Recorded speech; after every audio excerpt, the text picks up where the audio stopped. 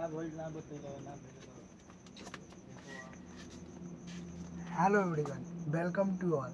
ठीक है, तो आज हम लोग जो है वो मोमेंटम जो है कंजर्वेशन ऑफ मोमेंटम उसका डिफिनीसन जानेंगे एकदम इजी लैंग्वेज में। ठीक है, जो बुक में दिया है उससे भी इजी लैंग्वेज में हम लोग आज इसका डिफिनीसन जानेंगे। ठीक है, कंजर्वेशन ऑफ मोमेंटम का डिफिनीसन क्या होता है, उसका फार्मूला क्या होता है, हम आप लोगों को डायग्राम बनाकर और एकदम इजी से इजी लैंग्वेज में हम कोशिश करेंगे कि आप लोगों को हम बता सकें। जो भी इसका फार्मूला है उसका हम डेरिवेशन भी कर को आपको प्रूव करके दिखाएंगे कि ये जो फार्मूला है वो किस तरह से आया है, कहाँ से आया है। ओके, तो चलिए विदाउट वेस्टिंग टाइम अपने टॉपिक पे चलते हैं। चलिए इसका डिफिनेशन देखते हैं। कंजर्वेशन ऑफ मोमेंटम, इसका हिंदी होता है गति का संरक्षण। ठीक है, चलिए आप लोग इंग्लिश मीडियम से है तो कुछ हिंदी भी इसका जानना क्या है, ज़रूरी है, नेसेसरी होता है। चलिए इसका डिफिनीसन देखते हैं। momentum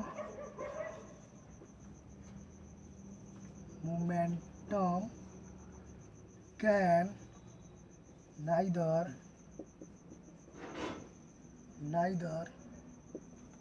be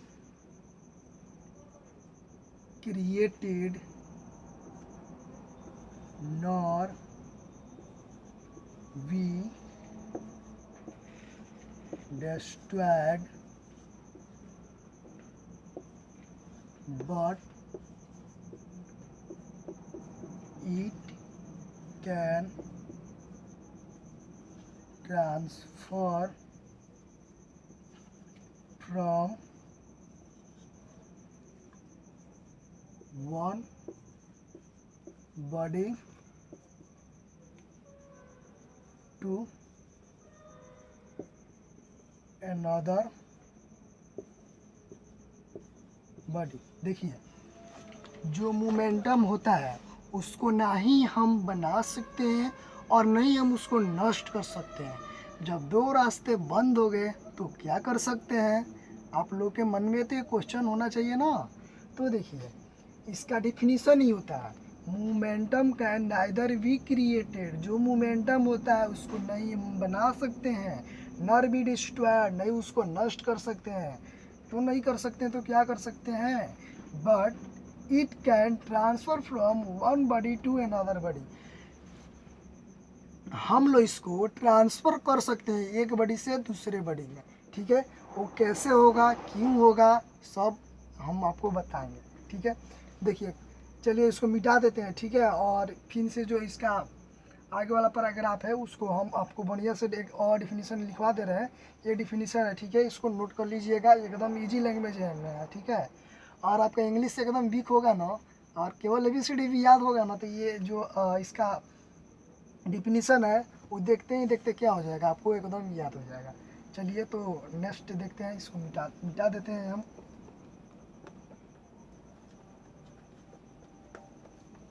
इसके बाद से लिखवा कर और डायग्राम भी बनाकर आपको हम अच्छे से समझाएंगे, उसको प्रूव भी हम करके दिखाएंगे कि इसका जो फार्मूला है वो किस तरह से आया है। ठीक है, जिस तरह से ये लैंग्वेज इजी लैंग्वेज में हुआ सारे भी जो। और इस पर एक बात आपको बता दूं कि इस पर जो है बहुत सारे न्यूमेरिकल करने वाले हैं, तो हमारे चैनल को आप सब्सक्राइब कर लीजिएगा, क्योंकि जो भी वीडियो अपडेट मैं करूँ इस पर डालूँ तो सबसे पहले आपके पास जाए। ओके, देखिए, कंसाइडर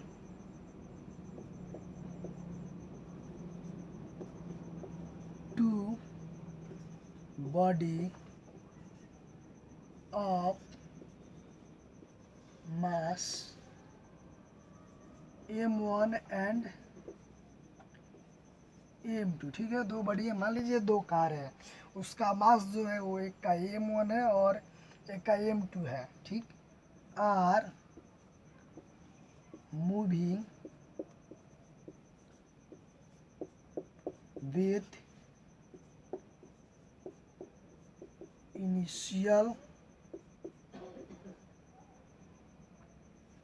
वेलोसिटी। ठीक है, जो कि ये मूव कर रही है क्या, किस चीज़ से? इनिशियल वेलोसिटी से क्या कर रही हैं, वो मूव कर रही हैं। ठीक है, U1 और क्या हो जाएगा, U2 हो जाएगा। ठीक है, जो U1 होता है ना, देखिए ये मान लीजिए ये छोटा गाड़ी है, ये बड़ा गाड़ी है, मान लो यहाँ पे ट्रक लगा हुआ है, ठीक है, इसको U1 मान लेते हैं, इसको U2 मान लेते हैं। तो यहाँ पे ट्रक लगा हुआ है, ये मान लो साइकिल है, ठीक है। तो आप अगर इसमें जाके इसको टक्कर मारिएगा तो क्या ये ट्रक अपने प्लेस को चेंज कर सकता है? आप अगर इसमें आगे से जाके इसमें कोलिजन करते हैं, टकराव इससे करते हैं, तो क्या ये पीछे जाएगा? कभी नहीं जाएगा।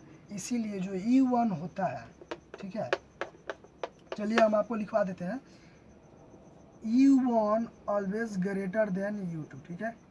U1 है जो बड़ा होता है, सॉरी बड़ा होता है, ग्रेटर होता है आफ्टर कोलिजन, ठीक है। टकराव के बाद से क्या हो जाएगा? The velocity of one body is V1 and velocity of second body each V2, ठीक है। देखिए मान लीजिए आप कंसाइडर टू बॉडी, दो कार है, ठीक है, हम कार के एग्जांपल दे रहे हैं आपको और समझा रहे हैं। मान लीजिए कि दो कार है, ठीक है, वो इनिशियल मतलब शुरुआती मतलब प्लेस से वो मतलब एकदम शुरू से मतलब चलना स्टार्ट करती है इजी लैंग्वेज में E1 से, ठीक है। उसका मास है, पहला का M1 है और दूसरा का जो कार है उसका वजन क्या है? M2 है, मान लिए हैं, ठीक है। चलिए इनिशियल वेलोसिटी क्या है? E1 है, और जो M2 है उसका क्या है? U2 है, ठीक है। E1 ग्रेटर होगा U2 से, हम क्यों होगा ये हमको आपको बताएं हम। After collision the velocity of one body is V1, जब टकराव होता है तो जो वेलोसिटी होता है M1 का क्या हो जाता है? V1 हो जाता है, और जो M2 का होता है तो टकराव के बाद से V2 हो जाता है, ठीक है। चलिए इसको प्रूव करते हैं किस तरह से ये होता है, ठीक है। तो इसको क्लीन कर देते हैं हम।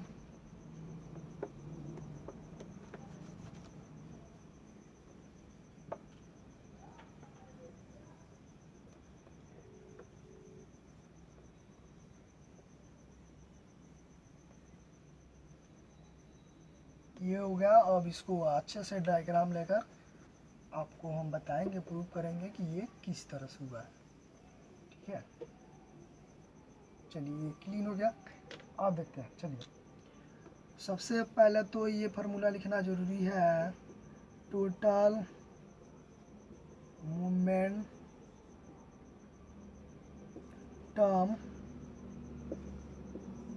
बिफोर कोलिजन इक्वल होता है टोटल मोमेंटम आफ्टर कोलिजन, ठीक है। ये हो गया। तो देखिए मान लीजिए कि चलिए हम डायग्राम बनाते हैं। जैसे ये देखिए, ये कार हो गया सपोज, ठीक है, रियल नहीं, ये भी एक कार हो गया, और यहाँ पे क्या हो गया? इसका कोलिजन हो गया, ठीक है। ये हो गया। तो ये हो जाएगा M1 कार 1 मान लेते हैं, यहाँ पे हो जाएगा U1, M2 हो जाएगा, ये U2 हो जाएगा, ठीक है। यहाँ पे M1 और यहाँ पे क्या हो जाएगा? M2, ठीक है। M1 हो जाएगा, V1 हो जाएगा, यहाँ पे V और 1, ठीक है। और यहाँ पे हो जाएगा M2 और यहाँ पे हो जाएगा V और 2, V2 है, ठीक है। आप लोग को दिक्कत होगा तो मैं बोल दे रहा हूँ ये क्या है? V2 है, और ये V1 है, ठीक है। देखिए क्या है, ये कार 1 है, ये इनिशियल वेलोसिटी से चल रहा है। कार B है, ये भी इनिशियल वेलोसिटी से चल रहा है। लो चलते चलते गया और दोनों का क्या हो गया? कोलिजन हो गया। कोलिजन कब होगा उसका एक कंडीशन भी होता है, ठीक है। कोलिजन तभी होगा कि मान लो कि जो M2 है, ठीक है, M2 है, इसका स्पीड कितना है 10 किलोमीटर पर आवर, ठीक है, और जो M1 है और इसका भी 10 किलोमीटर पर आवर होगा और दोनों कॉन्स्टेंट वेलोसिटी से एकदम चल रहा है, तब कोलिजन नहीं होगा। अगर मान लीजिए कि ये या तो रेस्ट में है और नहीं तो ये 10 के स्पीड से चल रहा है और M1 है जो 15 के स्पीड से जा रहा है, तो इससे 5 तो अधिक है और जाके ये क्या करेगा, कोलिजन करेगा। तो दोनों देखिए यहाँ पे क्या हुआ है, दोनों का कोलिजन हो गया है, ठीक है, यानी टकराव हो गया है दोनों का, ठीक है। तो यहाँ पे आप समझिए, देखिए न्यूटन का जो थर्ड लॉ ऑफ मोशन है, every action has equal and opposite reaction, ठीक है। जो भी मतलब हम लोग देखिए फोर्स लगा, जैसे ये मेरा हैंड है, हम इस पे 5 न्यूटन का बोर्ड पे 5 न्यूटन का हम फोर्स लगा रहे हैं, तो बोर्ड भी हमारे हैंड पे क्या कर रहा है, अपोजिट 5 न्यूटन का फोर्स लगा रहा है। जैसे कि सपोज आप लोग एक बार ट्राई करके देखिएगा, वाल है, ठीक है, आप लोग दौड़ कर जाइएगा और पूरा जितना भी आपके पास पावर के साथ किक मारिएगा दीवार पे, देखिएगा आपको क्या होगा, पीछे पैर जर्ग महसूस करेगा, ठीक है, झटका वो भी पीछे पैर आपको देगा, उतने ही फोर्स में, जितना फोर्स आप उस पर लगाएंगे उतना आप में लगाएगा। तो जैसी बात यहाँ पे क्या हो जाएगी, F1 इक्वल टू ये माइनस, ठीक है, अपोजिट लगा रहे हैं तो क्या हो जाएगा, F2। यहाँ तक ले आपको बात समझ में आ गई, ठीक है। तो चलिए इसको प्रूव करते हैं। यहाँ पे देखिए ये क्या हो जाएगा, इसको बढ़िया से हम लोग लिख लेते हैं, ठीक है। M1 U1 plus M2 U2 equal to M1 V1 plus क्या हो जाएगा M2 और V2, ठीक है। चलिए तो इसको यहीं पे रहने दीजिए, ठीक है, इसको क्लीन कर कर और ऊपर हम इसको प्रूफ कर दे रहे हैं बढ़िया से।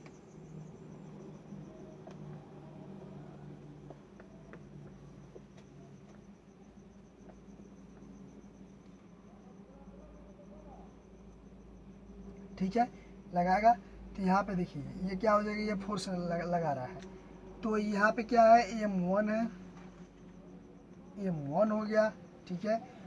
और जो M1 है, आप ही बताइए, जब तक वो चलेगा नहीं, एक्सेलरेशन करेगा नहीं, तो किस तरह से कोलिजन होगा, है ना। और दोनों बॉडी रेस्ट में रहे तो फिर कोलिजन होने का तो बात ही नहीं है, ठीक है। जैसे मान लीजिए बोर्ड है, मेरा हैंड हो गया, दोनों रेस्ट में है तो कहाँ कुछ हो रहा है, और एक रेस्ट में है और मेरा हैंड चल रहा है तो जाके कोलिजन हो गया, ठीक है। देखिए तो यहाँ पे क्या ले लेंगे, एक्सेलरेशन हो रहा है तो A1 ले लेंगे, ठीक है। उसके बाद से यहाँ पे देखिए M2 है, M2 ले लेंगे यहाँ पे, और A2 यहाँ पे ले लेंगे, ये हो गया। तो एक्सेलरेशन का फार्मूला हम लोग पिछले लेसन में पढ़े हैं, क्या होता है। अगर आप लोगों को नहीं पता है तो मैं बता दे रहा हूँ। एक्सेलरेशन मतलब होता है final velocity minus initial velocity upon T, ठीक है। ये उस एक्सेलरेशन का क्या होता है, फार्मूला ये होता है, ठीक है।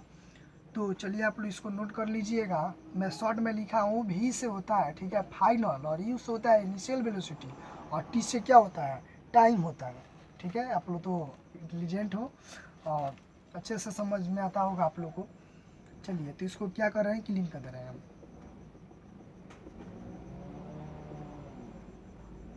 ठीक है। तो यहाँ पे M1 रह जाएगा उसी तरह से, ठीक है। और एक क्या है V1 यहाँ पे हो जाएगा, U1 हो जाएगा, और क्या हो जाएगा T, ठीक है, इक्वल टू M2 रहेगा उसी तरह, और एक्सेलरेशन के बदले क्या हो जाएगा, V2 हो जाएगा माइनस U2 हो जाएगा अपॉन T हो जाएगा, ठीक है। देखिए कैलकुलेशन बढ़िया से कीजिएगा, इसका आंसर तुरंत आएगा, ठीक है। देखिए T से T क्या हो जाएगा, कैंसिल हो जाएगा, ठीक है। देख रहे हैं ना, T से T क्या होगा, इक्वल में रहता है ना, तो ऊपर का ऊपर कैंसिल होता है और नीचे का नीचे, तिरछा तिरछी इसका कभी भी क्या होगा, नहीं कटेगा। तिरछा तिरछी आप चाहेंगे कि गुणा की तरह, मतलब गुणा में ये होता है कि इधर 5 है, इधर 5 है, यहाँ पे 1 है, यहाँ पे 1 है, तो आप काट देते हैं। उस तरह से इसमें नहीं होता है, इसमें सीधा सीधा कटता है, ठीक है। तो चलिए टी से टी कैंसिल हो गया, इसको क्लीन कर लेते हैं और आगे बढ़ते हैं।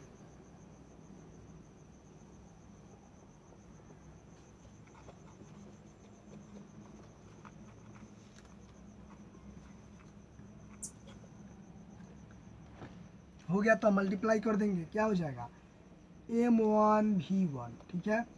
माइनस यहाँ पे प्लस है तो माइनस क्या हो जाएगा m1 और v1 इक्वल टू m2 है, तो यहाँ पे हो जाएगा, यहाँ पे प्लस है, ठीक है, नहीं सॉरी यहाँ पे माइनस में रहेगा, माइनस हम लोग का देखो छूट गया, यहाँ पे माइनस आप लोग लगा लीजिएगा, ठीक है।